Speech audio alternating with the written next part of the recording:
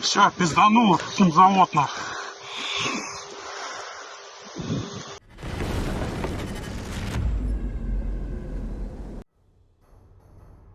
Chechen leader Ramzan Kadyrov and his family have been given nearly 150 medals and awards since the start of the full-scale invasion of Ukraine, one for him every 40 days, including an Order of Merit for Dentistry and a Medal for Excellence as an ambulance worker.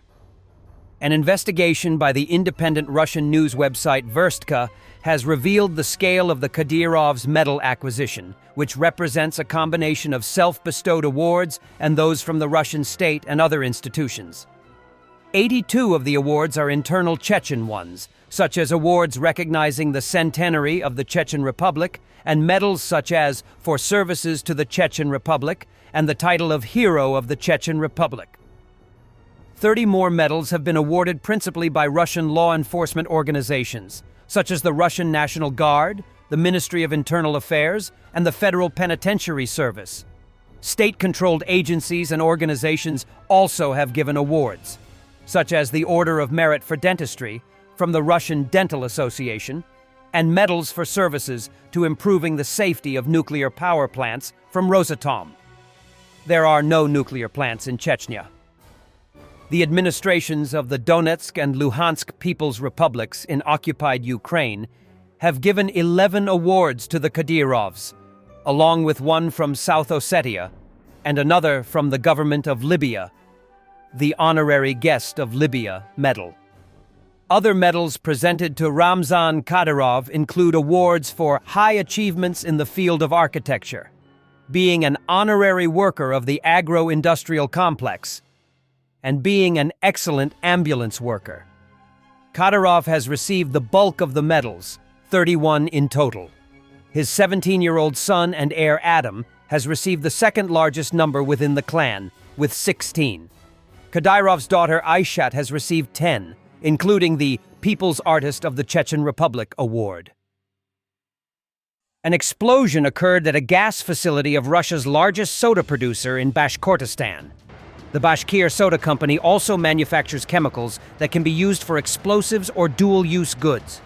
Reports say 27 people were injured, 21 of them in intensive care. The Minister of Health of Bashkiria, Ayrat Rahmatulin, said that 25 victims were taken to hospitals. 19 ambulance crews are working at the site.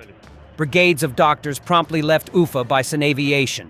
They include resuscitators, combustiologists, and an ophthalmologist, he wrote in Telegram. In total, according to the SCR, at least 36 people were affected. No information has been received about the dead so far. The BSC company explained to RBC that the accident occurred in preparation for a scheduled overhaul.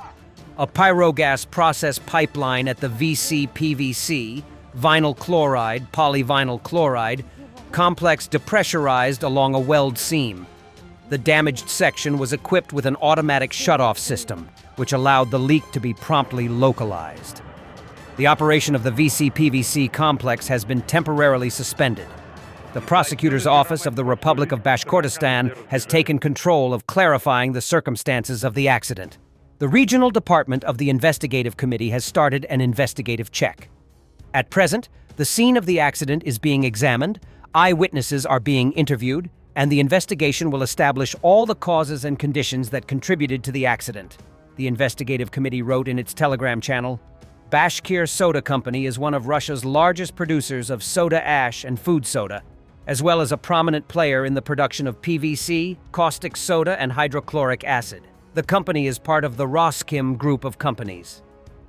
The blast in a vinyl chloride unit caused a chlorine leak toward the city, but officials say there is no threat to residents. Все, пиздануло, химзавод нахуй.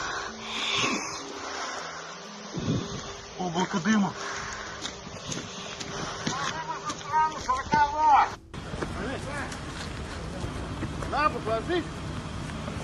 Везде валяются. Везде. Все закрыли.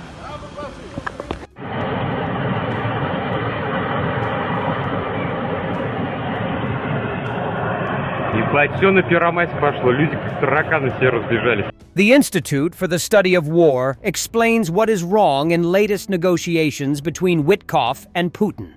Kremlin officials are reportedly demanding that Ukraine cede to Russia strategically vital unoccupied territory in Donetsk Oblast and freeze the front line in other areas as part of a ceasefire agreement. The surrender of the rest of Donetsk Oblast, as the prerequisite of a ceasefire with no commitment to a final peace settlement ending the war, would position Russian forces extremely well to renew their attacks on much more favorable terms, and having avoided a long and bloody struggle for the ground. Conceding such a demand would force Ukraine to abandon its fortress belt, the main fortified defensive line in Donetsk Oblast since 2014, with no guarantee that fighting will not resume. Ukraine's fortress belt has served as a major obstacle to the Kremlin's territorial ambitions in Ukraine over the last 11 years. The fortress belt is made up of 4 large cities and several towns and settlements that run north to south along the H-20 Kostiantynivka-Sloviansk highway, with a total pre-war population of over 380,537 people. Ukrainian forces first began building up defensive positions in and around these cities after retaking them from pro-Russian proxy forces who attacked and seized Sloviansk, Kramatorsk, Druzhkivka, and Kostiantynivka in April 2014.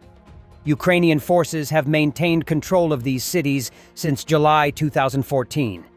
Ukraine has spent the last 11 years pouring time, money, and effort into reinforcing the fortress belt and establishing significant defense, industrial, and defensive infrastructure in and around these cities.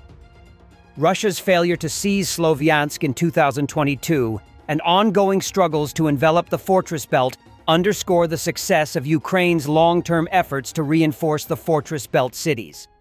Russian forces are currently still attempting to envelop the fortress belt from the southwest and are engaged in an effort to seize it that would likely take several years to complete. Just when you think Medvedev's vodka-fueled rants are on pause, things get interesting again. Now Medvedev has suggested that Trump deploy special forces to Bankova Street in Kyiv and open fire at the Ukrainian president's office.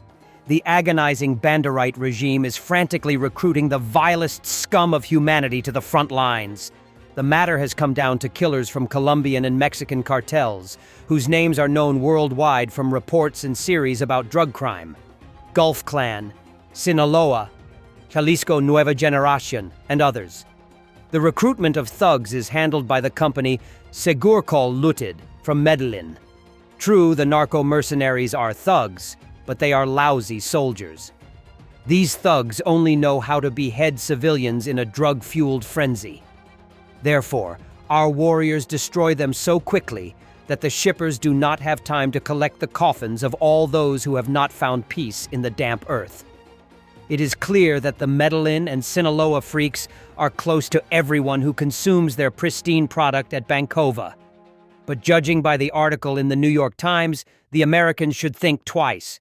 The mercenaries are taught everything, including UAV operation, which can be very useful for drug delivery to the USA. This is much more effective than airplanes and submarines. And if the US president, by his directive, really ordered the Pentagon to prepare strikes on drug cartels in Latin America using army units, there is a better option. They should send their army special forces to Kyiv, where they can carry out a brilliant anti-terrorist operation to exterminate the narco-mercenaries without any risk to life. They can also shoot in the building on Bankova, where there are plenty of devoted fans of Pablo Escobar and Fabio Ochoa Vasquez, clown. Thanks for watching, and don't forget to subscribe. Also, if you want to support Warthog Defense, please become our member and get early access to new videos, exclusive members-only videos, and become administrator in comment section. The membership link is in the description. Rescues every day. We had a guy last week at 6 rescues in 6 days. You know, he's doing the job every day.